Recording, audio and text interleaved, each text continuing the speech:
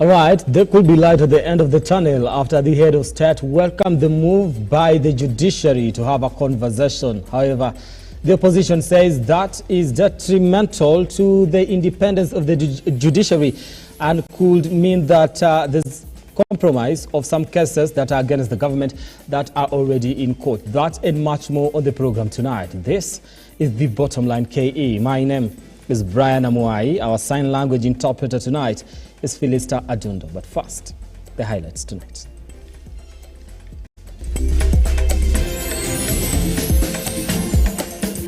On the Bottom Line tonight, mimi nataka nimwambie Madam Chief Justice, mimi niko tayari. I am ready for talks with Chief Justice Martha Koome on corruption in judiciary, says President William Ruto. Also tonight, Azimio leader Raila Odinga wants judiciary against dialogue with executive. Kuna regulations ziweze kuwekwa ili kuweza kupunguza visa vya watu kuuliwa. And stakeholders in the tourism sector want government to regulate Airbnb businesses in the country. Now engage us on our socials. We are at Lookuptv, that is on Facebook, on Twitter, and also on YouTube. We'll be sampling your feedback as we continue with the program tonight. Now, a day after Chief Justice Martha Koome warned the country is staring at a state of anarchy due to the threats by the government to disobey the courts, consequently inviting President William Ruto for a dialogue to address his concerns. President William Ruto now says he is ready for a candid conversation with the judiciary. The head of state reiterates the conversation should seek to address deep-rooted corruption, conflict of interest and incompetent leadership in the three arms of government, as our reporter Henry Tende now reports. While on an official tour of the Nandi County where he launched the Tinderate Integrated Technical and Trainers College, President Ruto has responded to Chief Justice Martha Koome's invitation to chart the way forward in regards with the performance of the judiciary. President Ruto now says he is ready for meaningful talks that will seek to address key reforms not only in judiciary but also in the other two arms of the government. Madam Chief Justice amesema jana anataka mazungumzo na nimekubali mambo ya kuzungumza. Nilisema mwenyewe tarehe 2 tunahitaji mjadala kwa mambo ya ufisadi Kenya. Lazima tupigane na ufisadi kwa vyovyote, na hatuwezi kukubali ufisadi ihujumu maendeleo ya taifa letu la Kenya.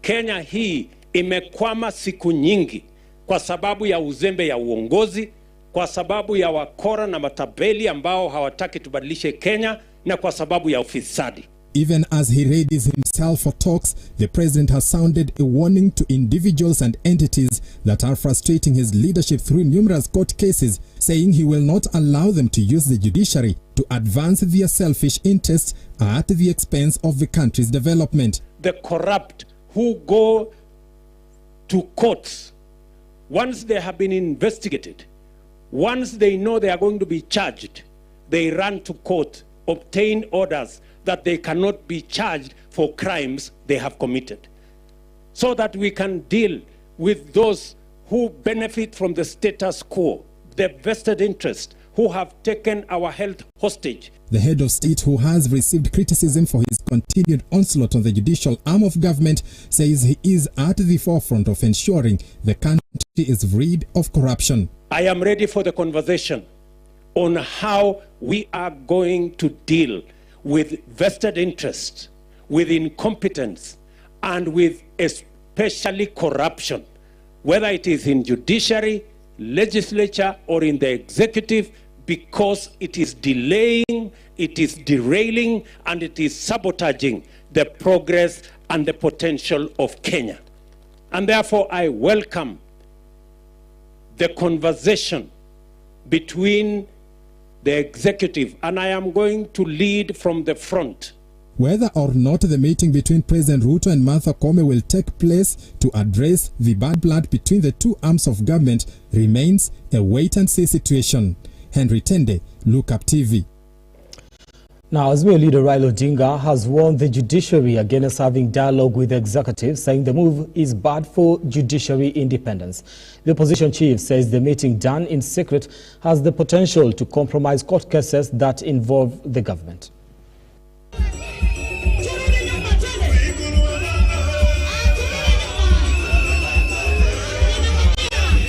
Mother Koome, please, Madam Mother Koome, don't compromise the independence of the judiciary by going to bed with the executive.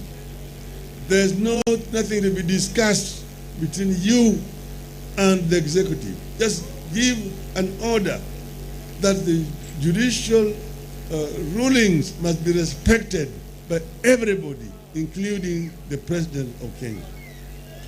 This is what you have said. If there's supposed to be any meeting, then it must be a very comprehensive meeting where all the stakeholders in the country are involved. Members of the political parties must also be present in that discussion. But there should not be any discussion between the judiciary, the executive, which excludes anybody else. That will compromise independence of judiciary, and that is not acceptable. That is unconstitutional. Advice from ODM, Azimio, the Umoja One Kenya. Still on matters politics, Wiper leader Kalonzo Musyoka, Wiper leaders rather, have today taken a swipe at President William Ruto over what they term as failure to implement his plan and revive the economy. And as Ian Keitani now reports, the Kalonzo Musyoka-led party fronted the former vice president as an alternative to President Ruto, noting that he will soon submit his papers to the party organs ahead of the 2027 general elections. With the Kenya Kwanza administration remaining adamant over its economic gains since taking over reins of power, as the economic situation remains unbearable, Wiper party leaders have continued to slam President Ruto over his economic policies, while calling out the president for what they termed as not wanting to be accountable to Kenyans. With the president now saying he is ready to sit down with the Chief Justice Martha Koome, Kalonzo rubbished those negotiations, while cautioning the president of the judiciary over falling for what he termed as a trap. There's nothing to negotiate. Absolutely. And I would be very disappointed if Chief Justice Koome was to fall for that obvious trick and fall into a trap. These institutions are clearly set out under the Constitution. Their responsibilities and mandate are clearly elaborated. Obviously, I'm waiting to see whether Chief Justice will receive Gachagua when it's Thursday. He said he's going to lead a protest. I want to see that, because that will be the culmination of absurdity. The party officials slammed President Ruto over what they termed as the ever-growing tension with the neighboring countries, most recently the row between Kenya and Tanzania, while blaming poor diplomatic policies for the diplomatic woes. The NEC has taken note of the fundamental failures of the Kenya Kwanza regime, particularly in relation to its failed foreign policy and blatant violation of basic constitution principles. For a country that has taken leadership in the region and among the community states, it is disheartening that today that position is threatened by diplomatic goofs by the current regime, pitting Kenyans against her closest neighbors. We continue to see relentless diplomatic rows from DRC to Sudan, to Rwanda, to Uganda and Tanzania. And in what looked like endorsing its party goals for the top set in 2027, the leaders urged Kenyans to remain hopeful, as Kalonzo remains the solution to Kenya's perennial economic problems. The party reminds the nation that this is the time for leaders to care for its people, and with a track record of defending the Constitution. We urge Kenyans not to lose hope, and we remind them that Wiper Democratic Movement has a leader who is fit for leadership of the country. We will present his candidature to the party organs in due course. Kalonzo Musyoka's servant leadership resonates with all Kenyans, offering them a compelling vision and a renewed hope for the failure of our great nation.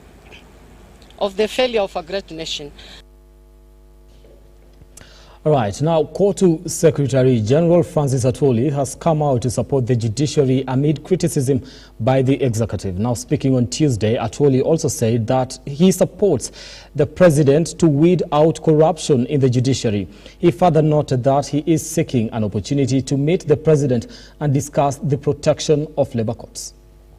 If I will have an opportunity to meet His Excellency the President, I will kindly ask him to, as I support him, to protect our employment and labor relations court, because it's a court that is dear to me. I fought for years for the expansion of the court, which was realized during President Kibaki's time. We have this court in every region. And this is a court that protects the weak. Therefore, we will be on forefront to protect this court. Protecting the court does not mean we support corruption. We support the president 100% on corruption and weeding out corruption in judiciary and other departments as well that are of public departments. There's a several process where corruption is denting our image as a country. I want to support the judges, and most the principal judge who mentioned that we have foreigners who are investors, and when they come here they don't adhere to our industrial relations machinery or our laws in this country, labor laws and the rest. They want to implement the laws of their origin countries, which are foreign laws and which cannot be accepted in this country. As we invite both direct and indirect investment and investors themselves, we must be keen to protect our own industrial, labor, relations, machinery and systems. History is the promotion of harmonious industrial relations, which resonates with the court's mandate in terms of pursuit of justice and fairness for the labor disputes. My ministry is spearheading the process of operationalizing the alternative dispute resolution mechanism, the ADR, which will go a long way to reduce cases. Now, stakeholders in the tourism sector have urged the government to put in stringent measures in Airbnb operations and ensure the safety of tourists and Airbnb clients across the country. Following the recent murder of young ladies who lost their lives in Airbnbs, and as investigation continues to bring to book the ones responsible, stakeholders in the tourism sector are now calling for the government through the Ministry of Tourism to put in control measures in Airbnb operation so as to ensure the safety of tourists and Airbnb clients across the country. Led by the Executive Director of the Association of Hotel Keepers in the country, Sami Kwai wants Airbnb standards and regulations set, something he says may put lives of many in danger if not handled with a lot of seriousness. Maoni yetu tunahisi kwamba vitengo husika vinapaswa kuweza kufanya kazi kwa pamoja, regulations ziweze kuja kwa pamoja, nyumba zile ziweze kudhibitiwa vizuri, professionals waweze kupatiwa kipaumbele, kwa sababu wakati ukiweza kuangalia professions nyingi huweza nisha shule yako na kuifanya bila Ministry of Education kujua. Ni vipi leo hii katika sekta muhimu kama ya utalii kwamba mtu ataweza kuwekeza, kutafuta wageni, kuwaleta wageni, kupeana huduma duni na serikali ikose kujua paka tuweze kupata jina mbaya. While speaking in Mombasa County, Ukiwa now says the Ministry of Tourism is the one to blame, arguing that if the Ministry of Tourism could have monitored the performance of the sector as it does in the hotel sector in the country, then some of these cases could have not happened. Ama utalii ambao unaendelea kupanuka kwa sababu ya ukuzi wa teknolojia ni jambo ambalo litakuja kuletea Kenya sifa mbaya ya kiutalii. Tuna kitengo cha regulations, Tourism Regulatory Authority, ambacho kinatakikana kuweza kuhakikisha kwamba masuala yote husika katika sekta utalii yamekuwa regulated kwa njia nzuri.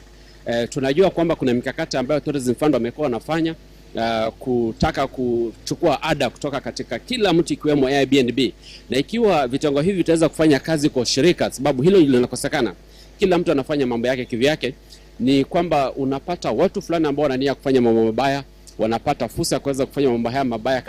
However, human rights defense activists have pressed for the strengthening of the investigation and strong legal actions to be taken to those found responsible in the murder of 2 ladies who were killed a few days ago. Hatujui waliwaua ni nani kwa sababu kwa mara pengine unapata kwamba hakuna documentation za kuonesha aliyekuwa katika chumba kile. Kwa hivyo sisi kama watetezi wa haki za binadamu ni kuomba ya kwamba kuwe na regulations ziweze kuwekwa ili kuweza kupunguza visa vya watu kuuliwa na watu kunyimwa haki zao katika Airbnb. Mevin Getembe, Lookuptv, Nairobi.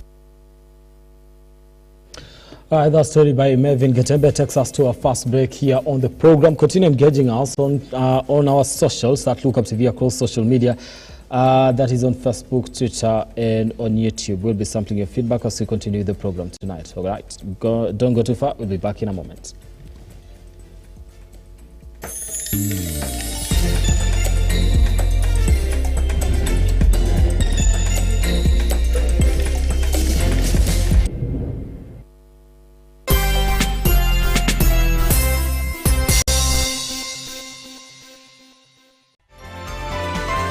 Infinity Industrial Park is one of the largest private industrial parks located along Eastern Bypass, Nairobi, which provides modern infrastructure for smooth operations for industries and business enterprises. Infinity Industrial Park offers world-class amenities and facilities with wide roads, a police station, a power substation, fire station, public transport stage, hospital, and shopping mall. In addition, Infinity Industrial Park also offers CCTV cameras, 24-hour private armed security patrol, sewer, water, fiber optic cable, and 3-phase power connection, added to public utility, canteen, and dining areas. Sail on the golden opportunity to invest in Infinity Industrial Park, fully serviced warehouses at a special price of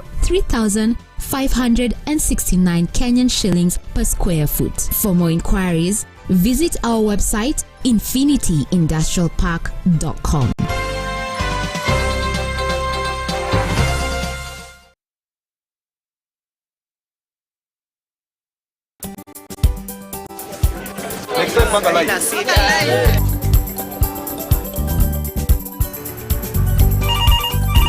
Tere, mambo ni mawili, kufikisha, kumwaga na kurudi. Kulala ni mwaka mpya.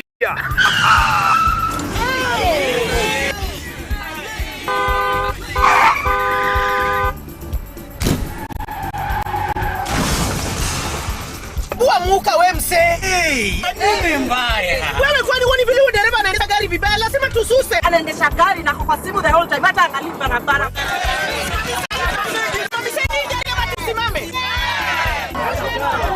Wewe dereva wewe, mwaka iliyopita peke yake watu zaidi ya 3,000 walipoteza maisha yao barabarani kwa sababu ya tabia kama hizo. Hautatuangamiza tukiona. Naomba msamaha, nitampeleka vizuri. Si wameomba msamaha.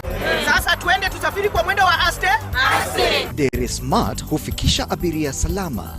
Ujumbe huu umeletwa kwako na NTSA kwa ushirikiano na European Union.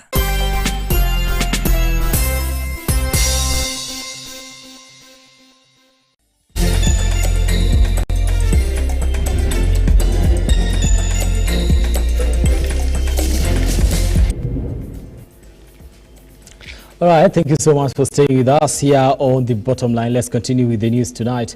Now, this part between the judiciary and the executive has made headlines recently, with Deputy President Rigathi Gachagua declaring his intentions to file a petition before the Judicial Service Commission seeking the removal from office of High Court Judge Esther Maina on misconduct and corruption. Today, Kenyans weigh in on the matter on our daily segment of Your Opinion Matters.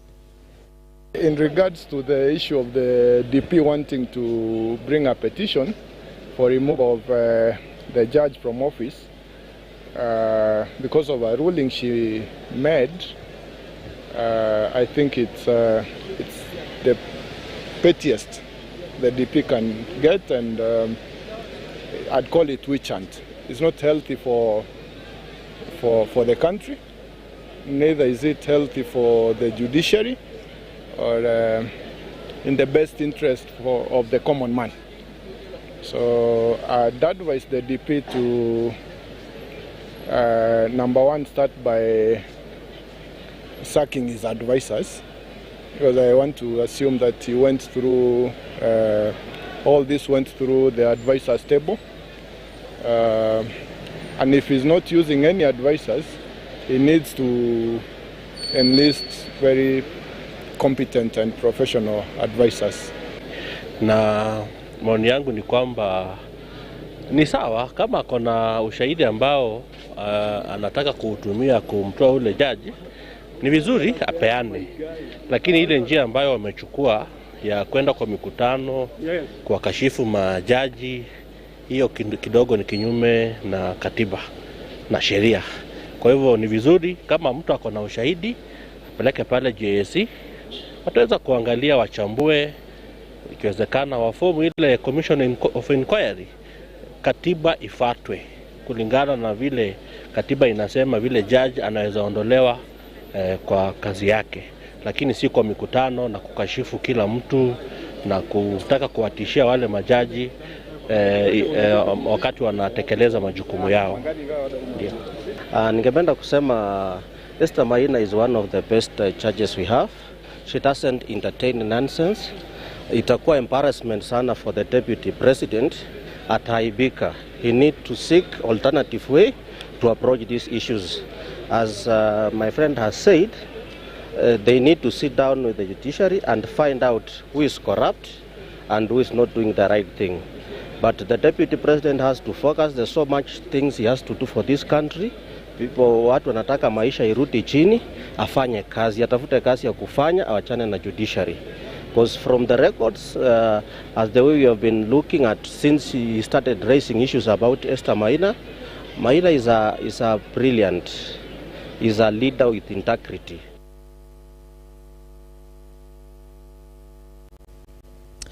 All right, now 8 more of cattle rustling suspects were identified as MCS from Isiolo, Samburu and Laikipia intensified campaign to recover stolen livestock and root out criminals in the region to avert the planned security operation in the region. Stanley Lugaria now reports. The latest meeting held with Samburu County leaders at Ngarandare in Oldanyero ward of Isiolo County led to identification of the 8 suspected to be engaging themselves in the illegal practice of cattle rustling. Viongozi ambaye kutoka kwa pastoralist. Tumekuwa na challenge Kenya mzima kwamba sisi ndio waisi, sisi ndio atupeleke watoto shule, tunaenda kuiba kabila zingine. Na sisi kama viongozi hatuwezi keti wakati tuko na majina mbaya. Na wakati operation ilipangwa kwamba itakuwa na operation, obvious tuliona kwamba hatuwezi kwenda kuumiza innocent wale ambao wana hatia kwa sababu ya waizi. So mkutano ya leo agenda kubwa sana ilikuwa ni ku-identify waizi. The MCAs have since held public community engagements at Larisoro in Samburu County, Daba and Garandare in Isiolo County, and had earlier requested Interior CS Kithure Kindike to shelve idea of conducting security operation in the region aimed at recovering stolen livestock and rooting out criminals.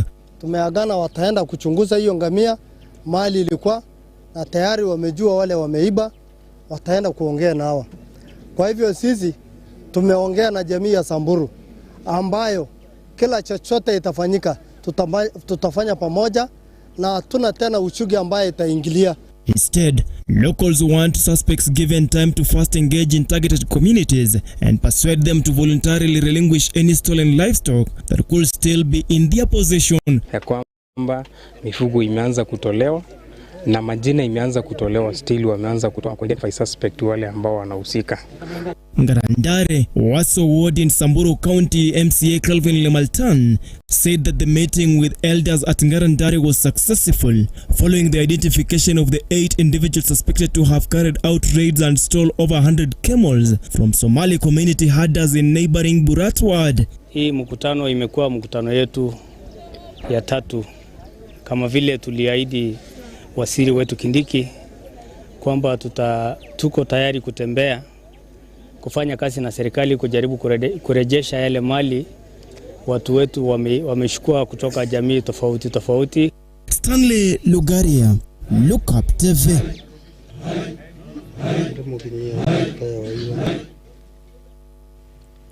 Now, the government has been urged to root out banditry and cattle rustling in the northern parts of the country, which is impacting the region's economic status negatively. This comes after a recent raid in Mugie Ranch Conservancy in Laikipia constituency, where armed bandits are said to have stormed in at night and drove away with 265 heads of cattle. The director of Mugie Ranch Conservancy, Evans Tomlinson, in Laikipia constituency, has urged the government to intervene in the fight against banditry in the area, which has negatively affected economic growth after bandits raided Mugie Ranch, driving away with 265 cattle. Wajambazi walikuja kama watu 60 ambao wako na silaha, wakavamia hiyo area ng'ombe zilikuwa inakaa, wakapiga watu marisasi. Wakaweza au askari wetu walikuwa hapo nguvu, na ni bahati hata hawakuua watu. Wawili walikuwa na jeraha za risasi, na wakachukua hizo ng'ombe na kwenda kidogo wakaingia kichaka ya Kirisia.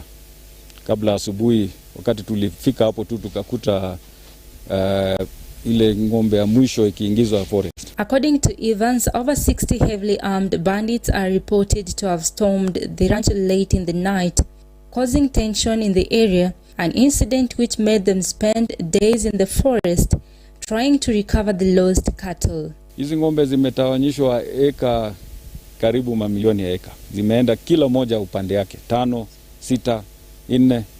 Lakini kwa sasa tunapata habari mingi kutoka wazee, chief ya area, na pia wale askari wako huko wanapata habari.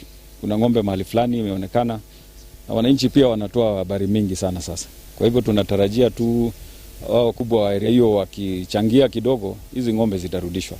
Despite the fact that locals combined efforts with the security team in the area, the heavily armed bandits are said to have overpowered them, even though they managed to recover 99 cattle only.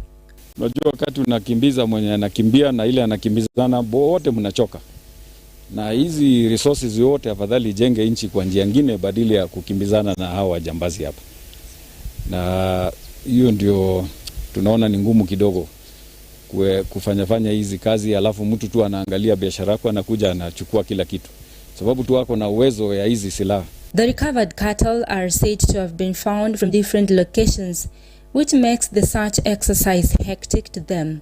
The locals now want Interior Cabinet Secretary to intervene in the situation to enable them recover the remaining cattle. Beatrice Ilavonga, Lookuptv. Right, thank you, Beatrice Ilavonga, for that particular report. Away from that, Nyumba Kumi officials in Kikuyu, Kiambu County, have appealed for the reconstruction of the police offices and houses in order for them to serve residents better. Faith Charles now reports.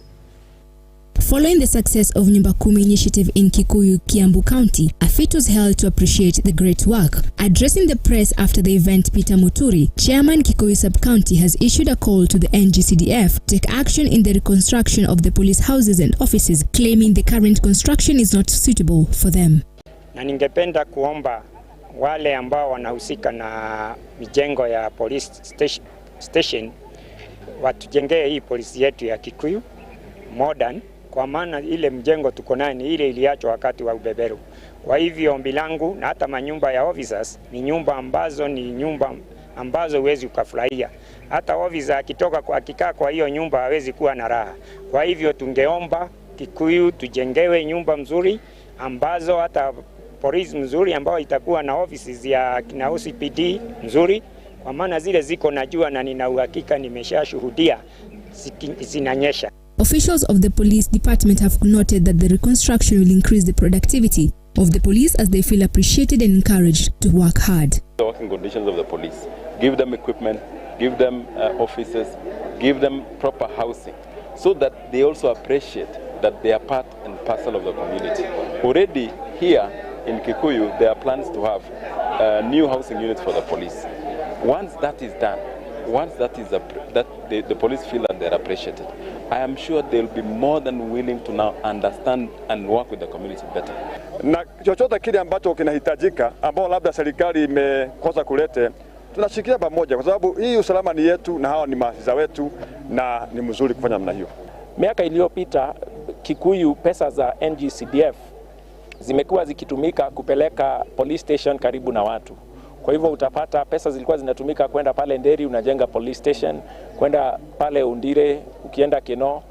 Kwa hivyo hiyo miaka ambayo imepita, mheshimiwa amekuwa akijenga akipeleka ugatuzi katika sublocation zote za Kikuyu, lakini huu mwaka wa 2024 tumesikizana ya kwamba now that amejenga huko, sasa atakuja hapa apatie hii police station a new face.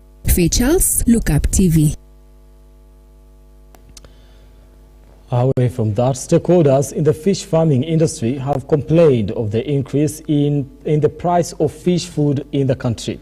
Now, during the second General Congress of the Aquaculture Network for Africa in Naivasha, the stakeholders called on the national and county governments to join together to help farmers through the provision of seeds and ready markets. Speaking at the second General Congress of the Aquaculture Network of Africa, organized by Wapi in Naivasha, the Director of Fisheries, Lucy Obungu, decried the high cost of fish feeds, noting that many of the small-scale farmers will not afford them. Looking back and where we've come from, we are on the right track because a few years ago, the production was really low. I remember it was around 4,000 metric tons. In the speech today, I reported that last year the production was 30,000 metric tons of fish. And going forward, we hope to increase this production. And that is why in the speech we also mentioned that Kenya is promoting policies, regulations, and also enhancing the centers of excellence for purposes of revamping the aquaculture value chain. On his part, the director of Wapi, Dr. Huyam Sali, said that the fisheries potential of the continent has not been fully used due to the lack of capital. She added that the organization is intended to work with member countries by empowering society through policy and capacity building. The African continent has potentiality to do more, but for now what we are producing is far below what is expected. That is why we need this network to help us in promote more investments in aquaculture and fisheries so that we can utilize our resources and also ensure that food security is covered for this generation and also for the next generation. The representative of the East African community in the meeting, Dr. David Balikoa, said fish farming has changed the lives of many people through providing food and income. For him, fish food and the issue of fish import from Asia is still a challenge in the industry. So we need to promote fish farming so that we can increase on the supply of fish available for consumption and even for export. Ebikadenye, Lookuptv.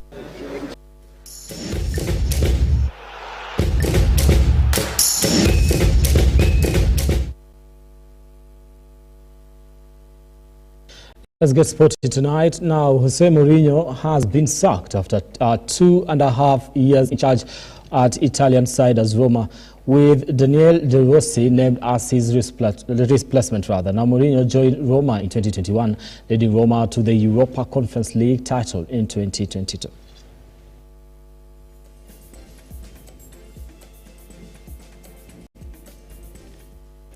Africa Cup of Nations games continues to gain momentum in Ivory Coast. Now, the 1996 title winners Bafana Bafana of South Africa will take on Mali in Group A.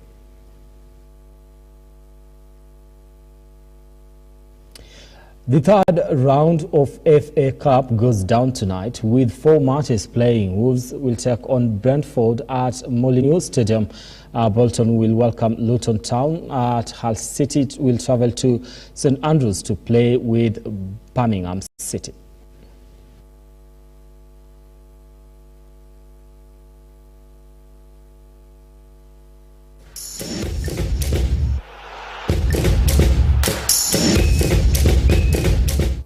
Right, that's where we wrap it up tonight here on The Bottom Line KE. Thank you so much for your time and trusting us to update you on the news making headlines across the country. Let's do this again next week. My name is Brian Amuai. On behalf of everyone that made this one a success tonight, I do want to thank you so much for watching. Our sign language interpreter tonight has been Philista Adundo. Good night.